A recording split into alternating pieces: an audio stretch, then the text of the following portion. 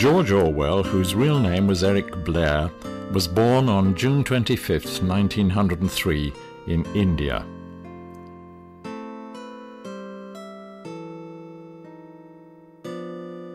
His father was a civil servant in the Indian government who worked in India until he retired.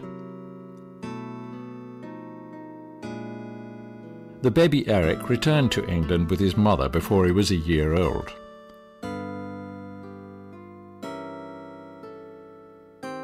The strong family ties to India, however, meant that he was to feel an affinity with the East into his manhood.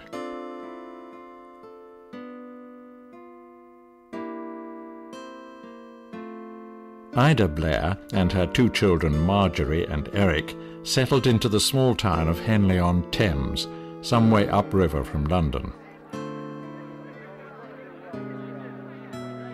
Famous for its annual regatta, where crews compete from around the world, Henley is a pleasant place, surrounded by fields and meadows. Ida was 18 years younger than her husband, and had a strong, independent spirit, so she could probably cope with having to run the small family on her own. At this time, the suffragette movement was trying to win the vote for women. Ida didn't march, but she strongly supported their efforts. Perhaps she passed some of her social conscience to her son.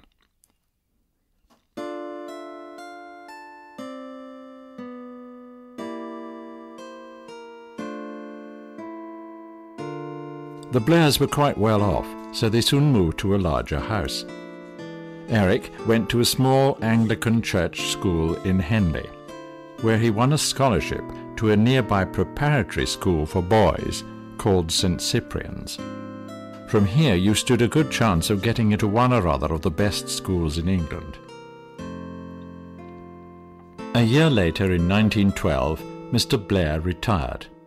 They moved house again and settled in a village just outside Henley.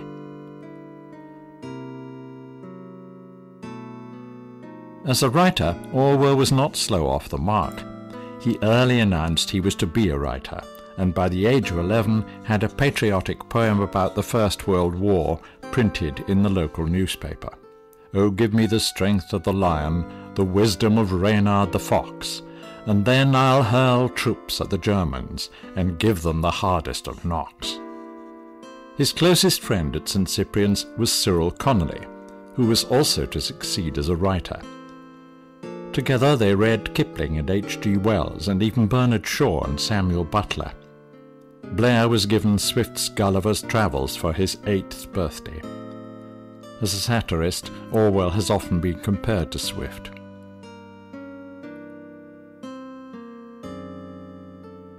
You had to do as you were told at St. Cyprian's, and life was Spartan and tough.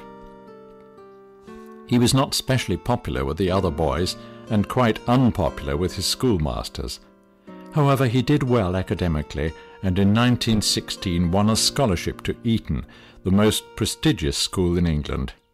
He was placed 14th. He arrived in May 1917. It's ironic that Orwell, future champion of the poor and needy, should be in Eton, a school for the rich elite of English society.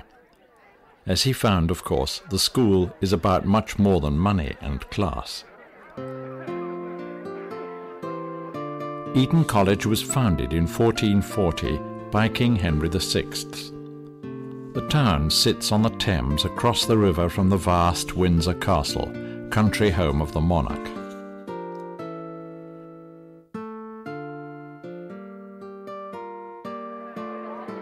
Brains are valued and nurtured in Eton, and are even housed in a particular group of buildings apart from the other boys.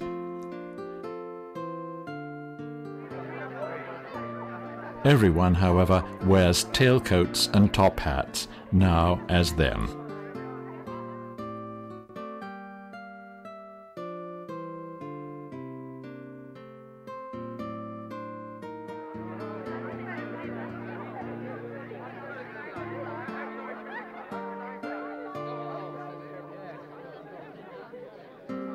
A rather withdrawn left-wing scepticism was considered quite respectable at Eton, and Blair felt comfortable.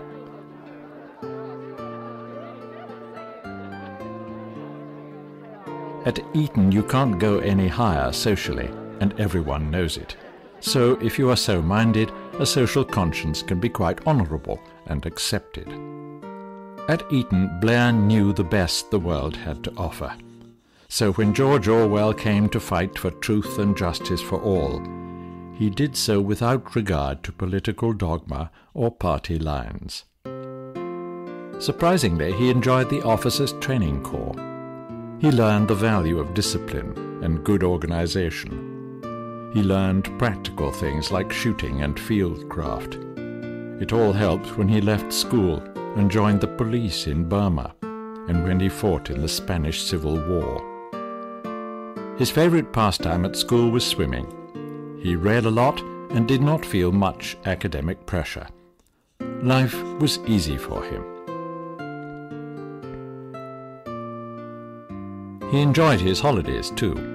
Until he was 18, they were mostly spent with his neighbours, Prosper and Jacintha Buddicombe. With Prosper he went shooting rabbits and fishing. He became very familiar with the countryside around Henley.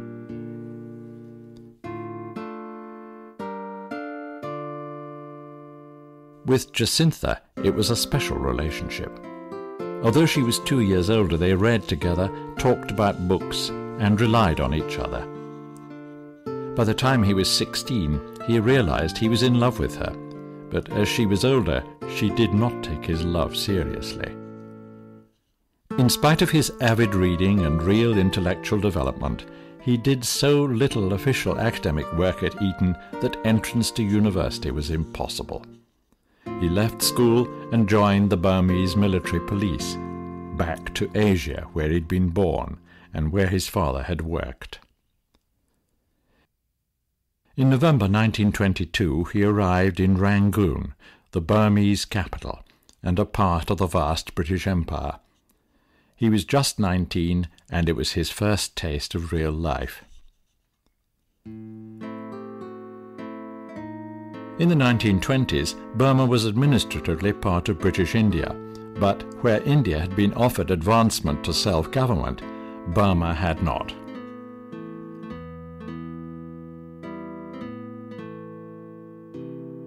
Burmese nationalism was on the increase, and even Buddhist monks travelled around preaching revolution against the British rule. Steps were taken towards self-government, but they were never enough. Part of the problem was that the nationalists themselves could never agree on who was boss or what should be done next. In Mandalay, Orwell joined this group at the police training school. After 9 months of instruction in law, languages and police routines, he was sent to his first field posting. Fortunately for him, it was a relatively peaceful spot. However, he was a policeman and part of the occupying force, so naturally the Burmese were generally hostile. He didn't easily fit in with his English mates either, so his existence was solitary. Eventually he produced a novel, Burmese Days, which gives us clues to his response to this experience. He had no false idealism about the Burmese.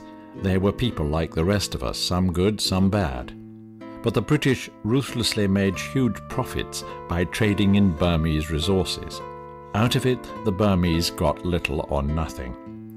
For Orwell, there was no justice in this, and it could not go on. He had gone east to help run the empire. None of the developments in civil organization, in commerce, in railways, could make up for the fact that the British were oppressors. Orwell was away from Europe for 5 years. When he left in 1922, exports were rising and unemployment falling. However, soon all that changed. By 1926, there was a general strike in Britain.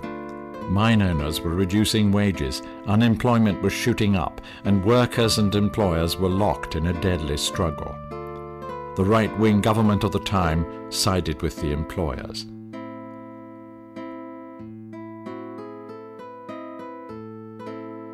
In Europe, torn apart in the 1914-18 war, democracy seemed to be failing, and in Italy, Spain, Poland, Hungary, Austria, and Lithuania, dictators were in power.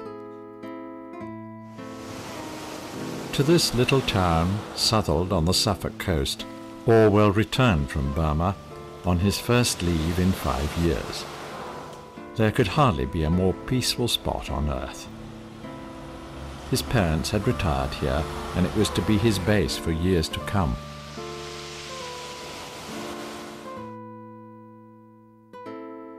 To his father's horror, he had decided to resign from the Burma police.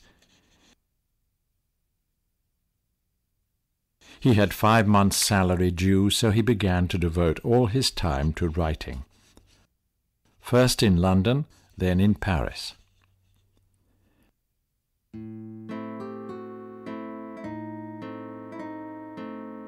Paris was full of writers.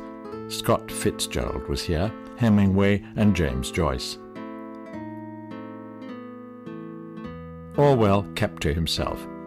He wrote a lot, but with little success, though the newspaper Le Monde published this article.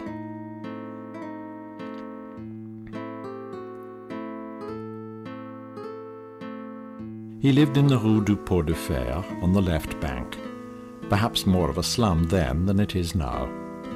He tells us about it in Down and Out in Paris and London. In his essay How the Poor Die, he describes a horrifyingly degrading death in a free hospital in Paris. He spent some time in this hospital with pneumonia early in 1929, so he had first-hand experience. A heavy smoker, he was plagued by ill health and lung disease for the rest of his life. By the end of summer he was broke, so he had to pawn his clothes. He then found that without good clothes he could only get the worst jobs. In the luxury hotel Loti off the Rue de Rivoli, he finished up working 13 hours a day as a plongeur or dishwasher.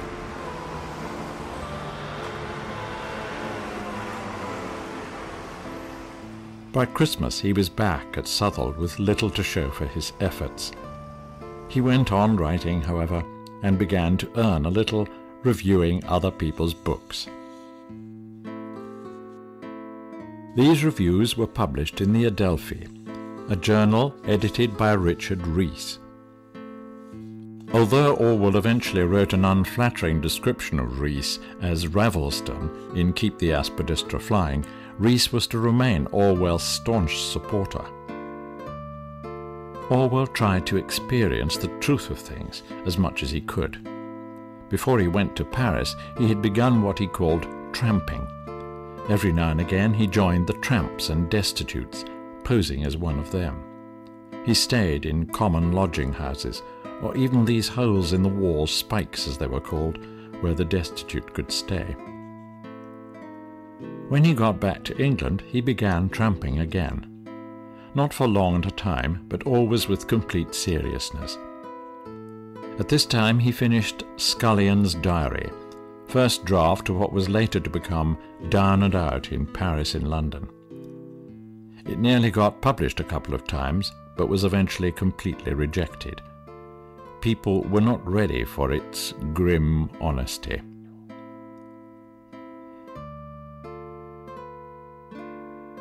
He could not rely on his writing, so he took a job as a schoolmaster here at Hayes in Middlesex. The Hawthorns was a small private school, and Orwell was the senior of the 2 masters, despite his lack of experience. The boys liked him, and he was always ready to help them. He also worked on the final draft of Down and Out in Paris and London, and Victor Gollancz, a radical and ambitious new publisher, agreed to bring it out. At this point he began to use the name George Orwell. You cross the River Orwell in Suffolk on the way to Southwold, and it reaches the sea near Ipswich. In books expressing such controversial views as he had, no doubt his family were glad not to be associated with them. Down and Out sold 2,000 copies. His writing slowly began to be noticed. He published several novels. He took various part-time jobs and lived for a time over this bookshop in Hampstead. He began to mix in London literary circles, which included old Etonian friends like Cyril Connolly. He met Eileen O'Shaughnessy. Brought up in northeast England, she had won a scholarship to Oxford University before working for several years in London. Orwell knew at once that he wanted to marry her, but of course he had no money. Things were suddenly made easy by the offer of an advance of £500 from Gollancz to write a book about workers and unemployment in the industrial north of England. It was just the sort of chance he needed. Gollancz was a publisher with a social conscience, certainly, but he was also a shrewd businessman, and he succeeded for a long time in balancing his ideals with practical successes. These were the middle 30s and a time of great world depression. There were an unheard of 3 million unemployed in Britain. Not tramps, but people who had long held good jobs, like these miners, scrambling with their families for the offcuts of coal on the slag heaps of the north.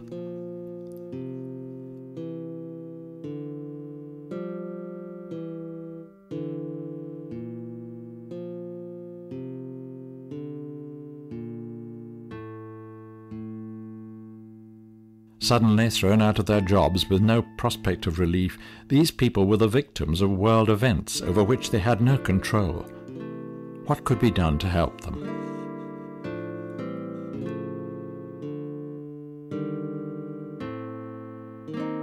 Oswald Mosley with his black shirts was the British answer, in sympathy with the fascism sweeping Europe. Tough leadership, controlling everything from the centre. Industry in the service of the people. No more famine. Britain for the British. It was a powerful message, and to many it struck home. In Wallington, in Herefordshire, Orwell found this cottage where he began writing The Road to Wigan Pier, documenting what he'd seen on his travels in the north. Here, too, he began married life with Eileen. It was primitive. There was no electricity. The ceilings were so low he banged his head all the time. Friends found visiting them a test of endurance. But Eileen didn't seem to mind, and they were married here in June 1936.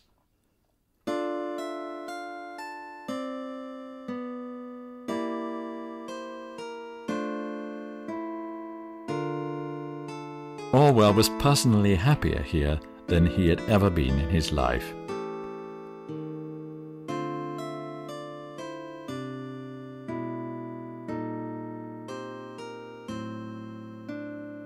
But in Europe, Hitler had set up his single-party dictatorship under his banner of Nazi socialism.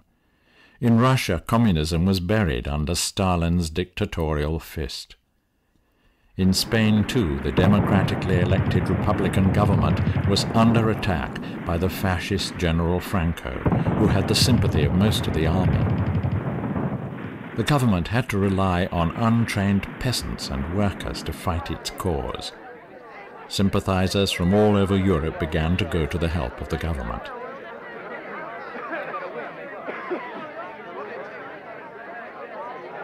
On the day after Christmas 1937, Orwell arrived in Barcelona.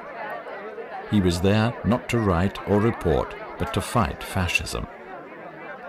He was impressed by the sense of equality amongst the people and of a shared goal between officers and men in the militia. He was hopeful. Northern Spain in January was bitterly cold. Orwell was posted here in Aragon for several months.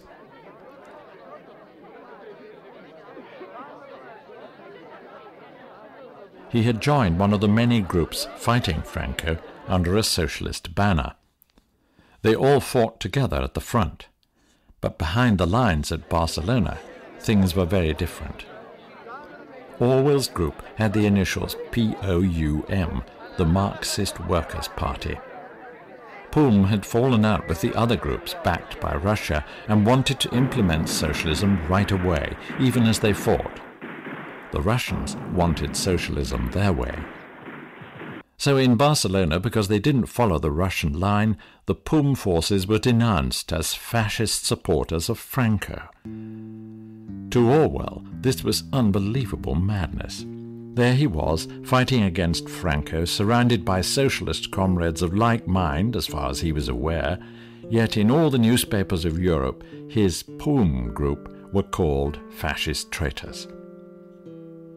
This was a complete disregard for truth by people who were more interested in gaining their own ends and maintaining their own power than in bringing socialism to the people. In this lay the roots of his most famous book, 1984. Orwell was always to fight for justice for the common man.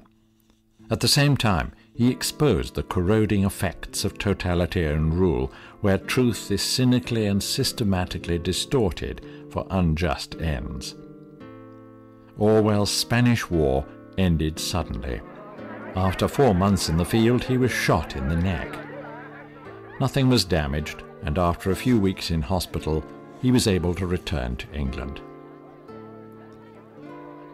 Although recovered from his wound, his health increasingly troubled him. Where modern cures for tuberculosis might probably have cured him, a bleeding lung took him to a sanatorium for 6 months in 1939.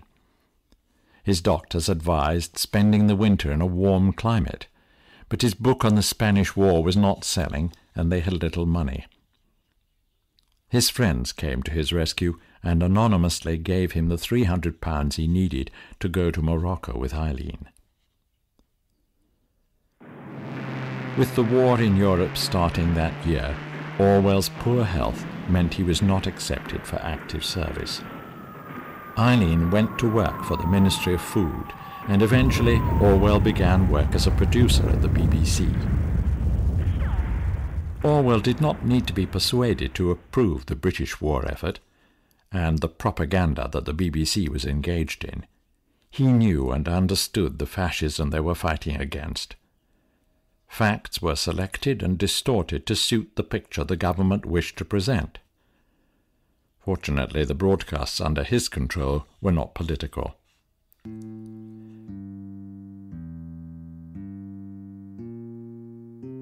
T.S. Eliot read his own poetry on Orwell's program, and many other literary figures gave talks. However, even at the BBC there was frustrating bureaucracy, and, disillusioned, he left the organization. He became literary editor of the Tribune, a weekly socialist magazine with his own column called As I Please. In it appeared some of his best and most characteristic journalism. His column covered a huge range of subjects, from the effects of saturation bombing to the life expectancy of rose bushes. More importantly, he was at work on his greatest satire, Animal Farm. Ironically, the Russia of Stalin, pilloried by Orwell, was now fighting with the British against Hitler. The British government under Churchill even spread pro-Soviet propaganda. All over Britain, Uncle Joe Stalin was seen as a benevolent ally. As a result, no publisher would touch Orwell's savage satire on Soviet Russia.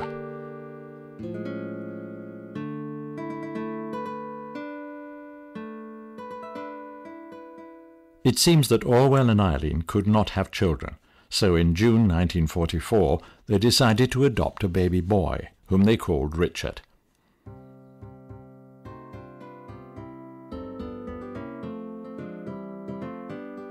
Orwell greatly enjoyed being a father, and Eileen, less enthusiastic at first, became a devoted mother. It seemed to be a good step. His increasing connections with the world of journalism brought him a job as a war correspondent for David Astor's weekly Observer newspaper.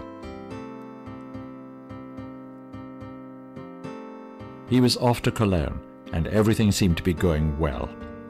Then he fell quite seriously ill, but instead of comforting letters from Eileen, he got the devastating and almost unbearable news of her sudden death during an operation for cancer.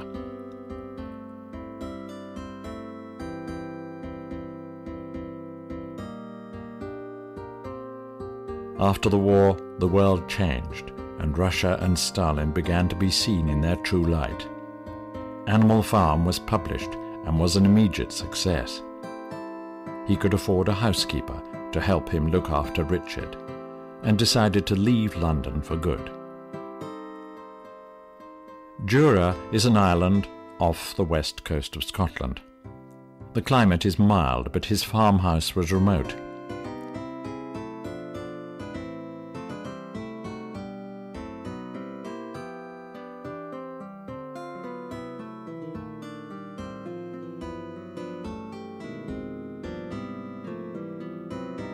In this peaceful place he struggled with his failing health, and over the next 2 years wrote his savage and terrifying indictment of totalitarianism, 1984. What danger could he meet here? Well, of course he nearly drowned trying to cross the notorious whirlpool of Corryvreckan. It was a challenge he couldn't resist.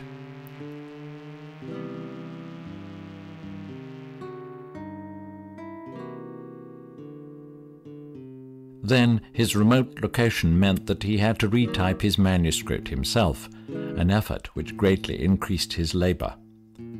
At last it was done.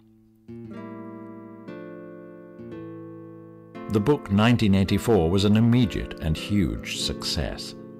He had reputation and financial security, but it had come too late. From this time on, he spent his time in hospitals and sanatoria.